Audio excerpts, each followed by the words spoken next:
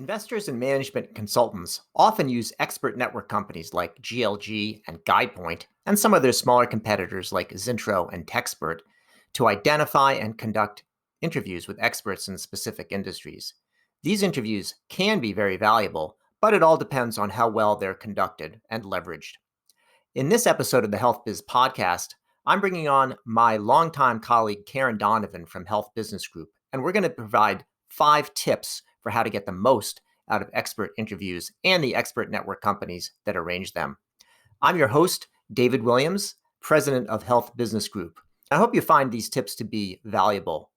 If your company needs support on healthcare strategy consulting, including interviews with experts, please contact me, dwilliams at healthbusinessgroup.com.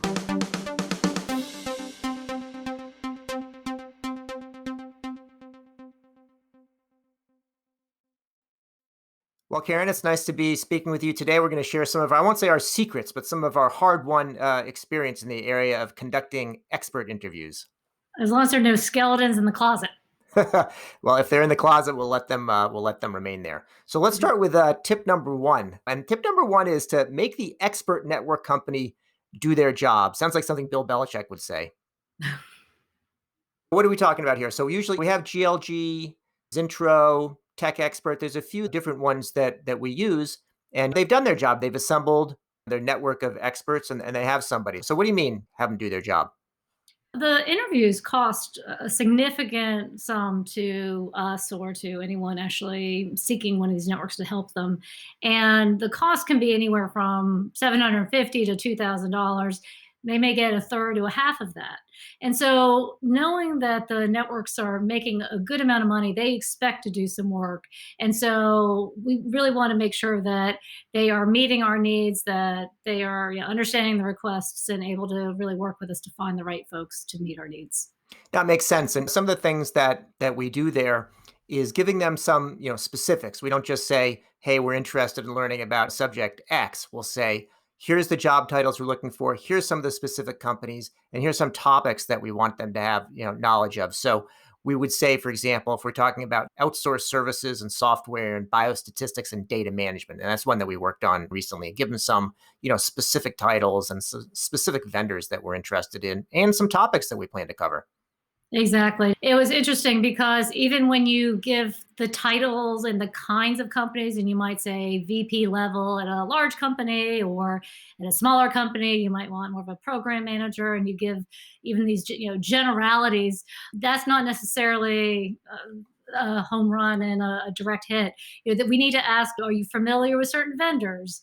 And actually giving some specific names, and telling them the discussion topics that we hope to go through, making sure that they have familiarity. And these are things that they can build into a screener, both in searching their database of contacts as well as they do outreach to identify other folks to do interviews. Karen, one of the things that you've often done is using that screener to find that kind of information you want, but also using the screener itself as a data gathering tool, sort of as a mini survey. It is. Well, it does two things. One is they may screen, 3 times the number of people that we actually interview, number one. First of all, it's always interesting to learn what people see about market trends, how their use of outsourcing, for example, might change over the next 2 or 3 years, or what their mix is of internal versus external, or what there are different staffing models that they might use. Those are all examples of questions we might build into a screener. And even just getting the answers to that shed some insight in terms of key trends that we may want to, again, incorporate and refine the discussion guide based on that. And it also helps qualify that the person is at least knowledgeable and represents a viewpoint that could be particularly useful for the project. A lot of these networks have big networks of experts that they can go to, and they can usually rip off a few names pretty quickly.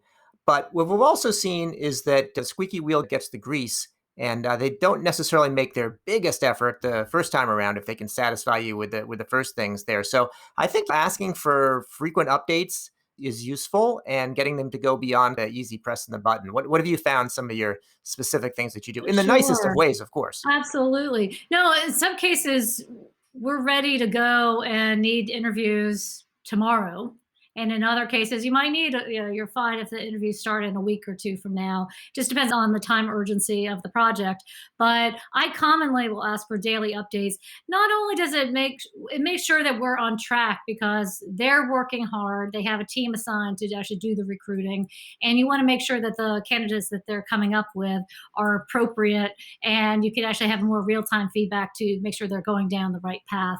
And you can also know early on whether their existing databases will be sufficient or if they need to do, they call custom sourcing, and actually doing outreach and trying to reach out to new people not in their network to participate in a particular project need. GLG has been the inventor of the industry and the big boy here. There's other ones that we use, and sometimes you figure out use this one or use that one. But on the other hand, sometimes we use more than one at a time. Yeah, this really surprised me at first. This was a couple of years ago, but they expect that you might be using multiple networks at the same time. Where I always get a little concerned, I have to say, even now, I wouldn't necessarily want one contact to be contacted by five different firms. I mean, I think that's probably a little overkill and it may not actually happen. But with that in mind, they do have different networks and they don't seem to mind. And so what I might do is give them different geographies or give them, a different title of person. And they tend to be very hungry, especially some of the smaller ones. And they might have the volume of a particular job title and hunger to make it happen. So wouldn't hold back from using multiple vendors for one project.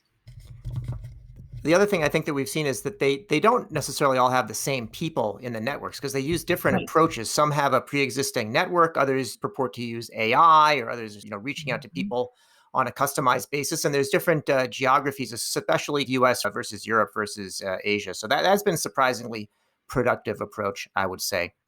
Yes, I'd agree. So tip number two is it's almost like the scouts. Be prepared. Prepare yourself for the interview. And I think it's like anything in life. You're going to get out of something what you put into it. That time that you have with the expert, it's usually 1 hour, unless you're going to be paying for more. Mhm.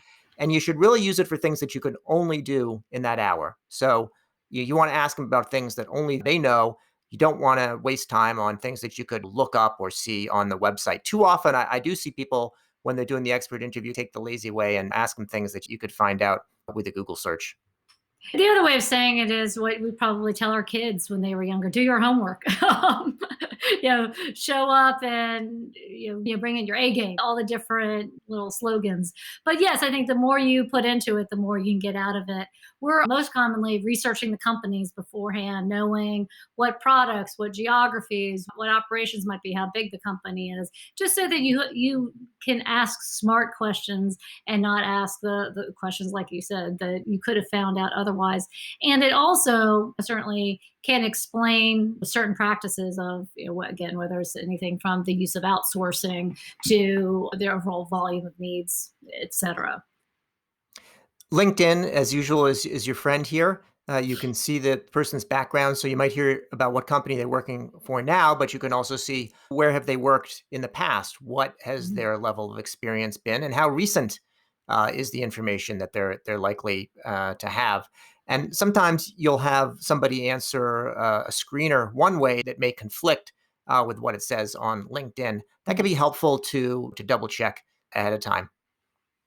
No, what it's always good to know. First of all, do you have mutual connections? That's always a nice way. First of all, to break the ice as well, but also give some credibility and make some connect different data points. You might want to know where else they worked, especially you might say, all right, I understand you work at company A and you used to work at company B. How did company B do it similarly or differently than company A? And be able to not just get the data for one company, but rather compare and contrast other companies in an industry or even talk about the industry as a whole and how different practices may vary across company type.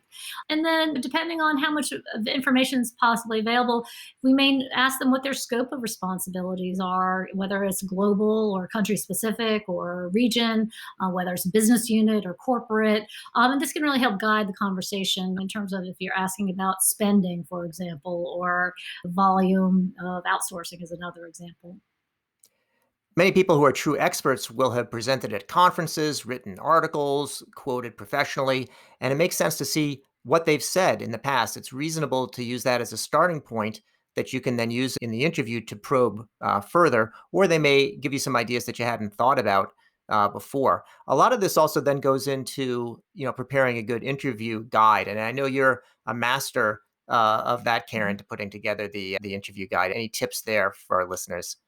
Sure. I mean, and there are several, but some probably that jump to my mind is we always like to do what we call the informed hypothesis driven interview guide. So we do our homework, we understand what experts are saying trends are and or what we anticipate the trends to be, and we use a combination of everything from quantitative as well as non-quantitative types of questions, structured and unstructured, but we want to make sure that we're able to compare across multiple interviewees. So those are particularly the times where it helps to have some standardized questions, such as a willingness to recommend is probably a common one, or level of satisfaction, or percent of, again, I'll use on outsourcing as another example. So I think there are opportunities to not be too structured, though, because you really want to let them talk and make sure that they're able to share their views of the overall industry and other intangibles. And one last one that I can think of is always, you never know exactly how verbose someone is going to be. And sometimes you're under the gun to keep them to a certain time frame. Don't be concerned about asking them to, okay, in interest of time, I'd like to move on to the next question. You have to manage the time appropriately. But you also, at the same time, you want to have extra questions in your back pocket, perhaps if they're less talkative or gets to the point more quickly, you want to make sure that you have some questions in your back pocket so that you're making the fullest use of your time. Absolutely. The third tip, Karen, is to start the interview off on the right foot. These are sort of like funny little relationships because you're paying big money for it. It's going to last an hour. It's like speed dating. This is a little bit of a stilted relationship because it's been pre-screened and you're paying big money and it lasts an hour. Nonetheless, you do want to think about it right. One way to do that, frankly, is to have somebody who's knowledgeable to conduct the interview. Somebody's knowledgeable, open-minded. Somebody like you, Karen. You want to have these interviews where you really get the most out of it, and having somebody who's done their homework from tip number 2 is a good start. No, these interviews in some cases are like speed dating, where you're really trying to get as much as you can out of an interview. It probably sounds a little risque, but no. Basically, we want to. In many cases, an investor may want to do the interviews themselves. They feel like they need to check the box, and oftentimes we'll have after the fact, people will say, yes, we did the interviews because we know we needed to do the interviews, but in reality, they know that we could have gotten more out of the interview simply because we have the subject matter expertise and have done the homework. So we can get to the heart of the matter much more quickly and get more out of the interview than they might otherwise themselves. Sometimes it's helpful to have a second person on the line, not necessarily to do, as much of the interviewing. Sometimes you want them to ask a probing or a follow-up question, although Mhm. other times that will take them off on the wrong path, but definitely useful for the debrief afterwards because you may hear something differently. You two may hear things differently, and being able to reconcile that can be helpful. There's some people that like to do that. Instead of doing that, they like to record the interviews. That's never been something that we generally like to do. First of all, you'd want to make sure to ask for permission if you're doing it, but also the recording doesn't tell you everything. I think better to rely on the actual live interaction. One of the things also in terms of getting off on the right foot is it's okay to have a little bit of social chit chat. I think you want to do a little bit for trust building. You don't necessarily need to go overboard. You're not necessarily looking for a new friend. There's less expensive and more appropriate ways to do that. I would just add, one of the points, just to elaborate for the audience, is people don't like to be recorded and they're much less likely to be as forthcoming. And so, one of the benefits of having another person listen in is if someone may be a little more loose lipped, they may be able to allude to certain things that they might not otherwise if they are being recorded. But it's really great to have a second person on the line to be listening for those nuances and really picking up things that can be particularly salient. So it's good to give a bit of context to the interview and provide some structure up front on how you want the conversation to flow. And if you don't do that, people are experts and they can usually go and talk about all sorts of things that are interesting to them that aren't necessarily interesting to us. Now, the context is good because it helps to guide that expert. It also Mhm. establishes some credibility on your part so they understand they're speaking to somebody who's already knowledgeable. And also laying out your expected timeline or agenda for the interview and let them know up front, don't be insulted if we need to interrupt. And it's better to say that, I'll say, at the beginning rather than cutting them off at minute 35 and then wondering what's going on and feeling a little bit weird about it. If the flow of the conversation goes much more smoothly if they know what to expect. Just you're saying, these are the five topics, and how you want the interview to the content to cover in that discussion, and it helps them try to. They want to please. They are being paid nicely, and they want to make sure you're getting something out of it, and they get referred or recommended for future projects as well. I think a lot of times the interviewers are not that well prepared. And so the expert sort of feels the need to fill the space. And I'll say, based on our Yes. earlier tips, we go to a lot of trouble to be very well prepared. We know what we want to do with the interview. Now, there's another piece that's like speed dating too, which is that you do want to figure out, they don't, despite all the good screening, it's always a fit. If you can figure that out in the first 10 minutes, that's not a fit, hang up on them. Yes. No, perfect example is we thought we had a great screener. We wanted to speak to CIOs at large pharma companies and talk about clinical trial technology. And of course, we asked a couple of other questions in the screener, and it just seemed okay. This was going to be a great person.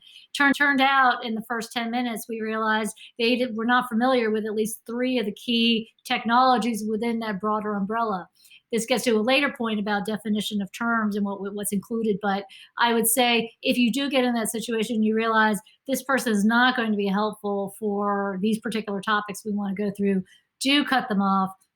And the networks are usually very happy to give a credit back for a bad match and happy to incorporate it. But it is maybe a bigger signal that you may need to incorporate and think more about adding additional questions to the screener. So the final part here is something that would be true in the courtroom as well. I don't know if this is true for speed dating. Don't lead the witness. Yeah, my mind, the mental image there. So yes, clearly experts. There's always a confirmation bias. They want to tell you what they think you want to hear, and so be careful about not just saying we think this, or you may even suggest. I might even suggest you present two opinions on diametrically opposite. Some people would say the market's increasing, but other people would say the market's decreasing, and this is why. What do you think?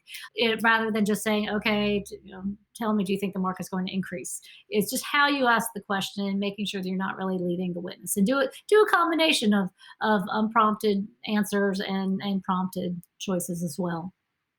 Great. So tip number 4 is to get the most out of the expert. So now remember, if you're up to this tip, you've already made the expert network company do their work. You've done good screening, you've prepared, and you've kicked things off right with the expert. So now you're in the heart of the conversation and you want to make it work. And I think we talked before about being well prepared for the interview, having a good framework and driving the conversation. But on the other hand, Well, I would say, how many times have you had a market research person call you on the phone and they're reading off of a script and saying multiple choice questions, A, B, C, or D, and then you go on to the next one and they're going down their list. And there's so much richness that you could be missing out on. So obviously, again, combining open-ended and closed-ended questions, let them talk, let them give their opinions, and they have a wealth of knowledge that you've chosen them to be interviewed. So otherwise, if you don't give them that opportunity, you're going to miss out on some really valuable nuggets of information. sometimes there are some nuanced elements to the questions we're asking about a new market, about a company that has a strange past or position in the market. And you ask a question, and the expert may say they're a particularly good company, or they were. People used to say good things about them, and they may just leave it at that. And then you want to ask, a follow-up question. And part of it, sometimes you're in a conversation when you're the expert, or even as you know, as we are as a consultant, and someone asks a question, you're sort of supposed to know about it. But here, you're talking to an expert, you're paying for them. So if you don't understand something or if there's something more, ask that follow-up question, especially if it's something that's surprising, or if they answered the question differently, or they seem to wonder why you asking this question. One good example of that is oftentimes they'll say, okay, we've been doing it this way for X number of years. And maybe you might ask, okay, well, how did you do it before? What made the change? And sometimes it's something as innocuous as, okay, there's a change in management, or there could be something really disruptive in the marketplace, new technology, new vendor, new et cetera. So listening for those can really trigger really fruitful discussion. One of the things when you're doing expert interviews and comparing one to the other, and you may get different information. So one example would be some work we did recently on adaptive clinical trials. And you'll ask somebody, what percent of trials are adaptive trials? And you'll get answers that range all over the place from 10% to 90%. And a lot of times this has to do with what's the definition. And so I think I'll just mention a few that we've done recently. I mentioned adaptive trials, but also wearable devices, real world evidence, closed claims versus open claims. And it's important to really define a term well. And sometimes what happens is people will use a term like that, or other one might be like virtual trial or decentralized trial. And you're thinking, okay, I guess I'm supposed to know what this means. But when you probe them, either there is a specific definition that they're talking about, or it may be it actually isn't very clearly defined. And part of what you can do is and part of the overall project is actually to make that definition. I have countless examples of that. So, yes, I think that's an excellent point. Now, these experts tend to be experts in fairly narrow areas. And I think one thing that you do a good job on, Karen, is regardless of what your original structure and questions were, is kind of honing in on their key areas of expertise. Yeah, no, every company is structured differently in terms of what their roles and responsibilities are. And another example is, for example, if they are working in a global organization and they have counterparts in other parts of the organization, you often, or they might work on a special task force or a special cross functional group. You need to hear from them. We do like to ask up front what is their scope of their role and their responsibilities, because you might find out that they have some other really important role that's closely adjacent and highly relevant. And you want to make sure you're listening for that and can probe appropriately. Some of this is also recency. Sometimes you'll hear about a story and it could be that they're talking about something relevant, but it could have been from 15 years ago. In a few industries, is that okay? But and sometimes we're working with something that is particularly time sensitive, and something that was 5 or 10 years ago is actually not going to be that valuable. So sometimes you do want to nicely ask about what they're talking about when it occurred. Well, that's true, even if they've been at the same company all the time, but it also gets a little trickier if they've been at 3 separate companies over the past 10 years. And these are, again, good examples of use the opportunity to know their background and say, how did company A do it differently than company B or company C? And when they're giving examples, you're asking, okay, well, which company was that? What time frame was that? Because that certainly provides meaningful context. So let's talk about what you do in the last, let's say, quarter of the interview. So we already got ready for it. We broke the ice. We're doing the heart of it. And now the clock is ticking toward the top of the hour. How do you use that last quarter of the interview? It depends on how talkative they've been. Again, but if you have the extra time, we often, as many of our conversations, we're asking about growth opportunities and where they see the market heading and the key headwinds and tailwinds. And what we might often use that time for is, okay, we've talked about a lot of different trends. What do you see as the top two or three most important trends that are going to change the way the industry is functioning going forward? I might restate what I think I've heard them say the top two or three things are, or I might ask them to think about. And many times we're asking them questions that they haven't really thought about in the same type of way, and they're describing things for the first time. And so even as they hear themselves explain something, and hear the kinds of questions, sometimes you can hear their opinions shifting. So you use that opportunity to say, okay, based on all of that, what has really resonated the most for you? And then the other bit that we do like to have something open ended. What else would you like to add that you think would be useful on this topic? Or what did I not ask you? Or what is, someone looking to make investment in the space? What would you like them to know and want them to prioritize or focus on? And those are really great ways to let them talk and listen and share their big picture thoughts. Good. And I think that's related to your comment before about the market researcher calling and they're marching through a script and you're saying, well, gee, if they ask me about, this or that, it might be better. We're trying to do that anyway throughout the interview, but here explicitly to say, what else? Based on what you've heard Yes. me asking, what should I be asking? What should I be doing? And then a lot of these sources, depending on if they're from academia or the nature of their expertise, they may have some sources that they rely on. So they may point you Yes. to a particular journal, database, article, or another expert, and those can all be helpful as well. I would add to that, we like to say, what conferences do you attend, for example, on these topics? And what are the journals that you read? These are really great ways of getting the industry trends. We often will go on our own, reach out to conference speakers, and go to these conferences or pull information from these various associations, et cetera. Tip number 5 is to incorporate expert interviews into a broader data gathering process. We focused here today very much on the expert interviews themselves, and they can be useful as a standalone, but we usually use them in the context of a broader project. And in order to do that, there's some basic housekeeping things to do, and then there's kind of a broader use that we make of these interviews. Yeah, so as you can appreciate, we're producing presentations and sharing synthesis of our findings. So, having good notes is critical to be able to take what you've heard and be able to ultimately use that as raw material for the final outputs. So, whatever, I do pride myself on taking incredibly good notes, not just at a detail level, and even some of those off the cuff comments, making sure that you're capturing that for your own posterity's sake. But we also want to. I do try to go back afterwards and say, okay, what were the key takeaways while they're still fresh, while the interview is still fresh in my head. That's definitely a best practice. And then we do share with others on the team the notes. Occasionally we record, and again with the person's permission, and really share that and be able to do some debrief with, in some cases, the clients even joining us for some of those calls. So those are all really helpful while everything's still fresh in the mind, to make sure you've captured things and being able to leverage that and improve the later iterations of interview guides and structure.